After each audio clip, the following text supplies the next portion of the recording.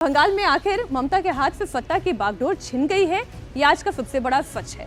और बीजेपी आखिरकार यहाँ पर भगवा लहराने में कामयाब रही है। बिल्कुल, और इसके पीछे के फैक्टर क्या हैं, कितने सालों की मेहनत छिपी है। मीनाक्षी, उन चेहरों का भी जिक्र आइए कर लेते हैं जिन चेहरों ने मेहनत करके पश्चिम बंगाल में वो कर दिखाया जो आजादी के बाद से पहली बार हुआ है। और ऐसे में सबसे पहला नाम आएगा प्रधानमंत्री नरेंद्र मोदी का, फिर गृह मंत्री अमित शाह का, शुवेंदु अधिकारी का और सुनील बंसल का, जिन्होंने पर्दे के पीछे रहकर माइक्रो मैनेजमेंट किया है। और इसी में नाम है भूपेंद्र यादव का भी।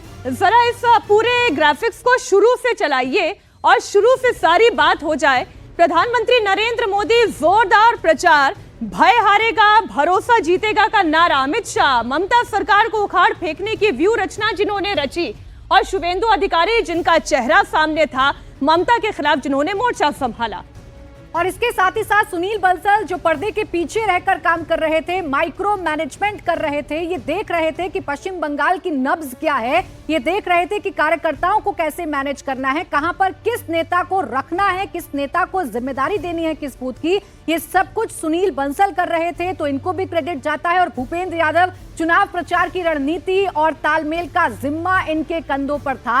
और इस पूरी टीम ने मिलकर पश्चिम बंगाल में वो कर दिखाया जिसकी कल्पना भारतीय जनता पार्टी कर रही थी या भारतीय जनता पार्टी का सपना था। आप ऐसे समझिए, पश्चिम बंगाल से emotional connect Bharatiya Janata party का है, क्योंकि श्यामा प्रसाद मुखर्जी की ये जन्मभूमि है। और यहां पर कमल ना खिलना एक टीस बीजेपी के सामने थी, और इस टीस को अब कहीं ना कहीं मीनाक्षी दूर कर दिया है बीजेपी ने।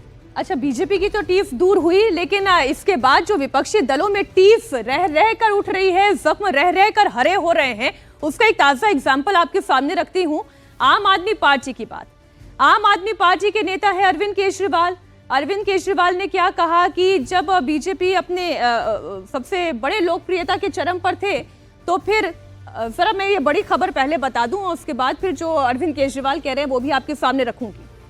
आपको जानकारी दे दें, आम आदमी पार्टी की लड़ाई अब राष्ट्रपति की चौखट तक पहुंच चुकी है। सीएम भगवंत मान अपने सभी विधायकों के साथ दिल्ली पहुंच चुके हैं। इस वक्त की बड़ी खबर यह है कि 7 सांसदों की बगावत का विवाद राष्ट्रपति तक पहुंच गया है। सीएम भगवंत मान थोड़ी ही देर में राष्ट्रपति से मुलाकात करने वाले हैं। पंजाब के सभी विधायकों की परेड होगी राष्ट्रपति के सामने, और बगावत करने वाले सांसदों की शिकायत भी होगी। उधर राघव चड्ढा भी राष्ट्रपति से अब से थोड़ी देर पहले मिले। उनके साथ 6 राज्यसभा सांसद भी थे जिन्होंने आम आदमी पार्टी से बगावत कर बीजेपी ज्वाइन की।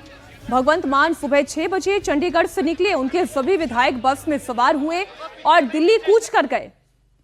सभी की आज राष्ट्रपति के सामने परेड करवाई जाएगी। 7 राज्यसभा सांसदों की बगावत से कहा जा रहा है कि पंजाब सरकार खतरे में आ जाएगी। हालांकि भगवंत मान ने विधानसभा में बहुमत हासिल कर लिया है, लेकिन वो राष्ट्रपति से मिलकर इन सांसदों को अयोग्य ठहराने की मांग करेंगे। तो उधर राघव चड्ढा भी अपनी बात राष्ट्रपति के सामने रखेंगे। अब ये जितनी भी टैक्टिक्स आप देख रहे हैं, ये केवल सुर्खियां बटोरने की टैक्टिक्स है।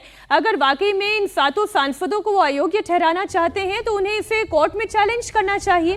राष्ट्रपति के सामने अपने सारे विधायकों की परेड करवा कर वो केवल सुर्खियां बटोरना चाहते हैं, क्योंकि विधानसभा में तो उन्हें ऑलरेडी बहुमत हासिल है। और ये अभी हाल ही में उन्होंने फिर से एक बार पूरे पंजाब के सामने रखा कि पार्टी के पास बहुमत है और सरकार उनकी है। और ऐसे में देखा जाए तो इन बागी सांसदों पर कुछ कार्रवाई भी नहीं हो सकती है, क्योंकि 2/3 अगर सांसद कहीं दूसरी पार्टी की तरफ मूव करना चाहते हैं तो उन पर कोई कानून नहीं लगता, उन पर कोई कार्रवाई नहीं होती। और ऐसा ही राघव चड्ढा ने किया है 6 सांसदों के साथ मिलकर। अब ऐसे समझिए, भगवंत मान और उनके सभी विधायक दिल्ली में राष्ट्रपति से मिलने वाले हैं। बागी सांसदों की शिकायत वो महामहिम से करेंगे। तो उधर राघव चड्ढा भी बागी सांसदों के साथ राष्ट्रपति से मिलकर अपनी बात रखेंगे।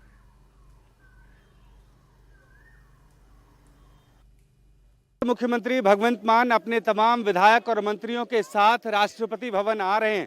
सुबह चंडीगढ़ में एक साथ निकले हैं सब कोई, और अब इनको राष्ट्रपति भवन पहुंचना है।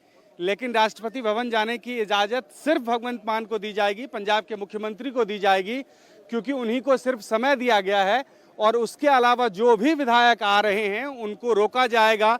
रफी मार्ग पे रेल भवन के बिल्कुल पास का इलाका मैं अभी आपको दिखा रहा हूं और यहाँ पे देखिए पुलिस की बैरिकेटिंग है, कई लेयर की बैरिकेटिंग है, पैरामिलिट्री फोर्स तैनात है और कोशिश ये है कि किसी भी तरह से, किसी भी सूरत में जो पंजाब के सीएम के अतिरिक्त किसी भी विधायक और मंत्री को राष्ट्रपति भवन नहीं जाने दिया जाएगा।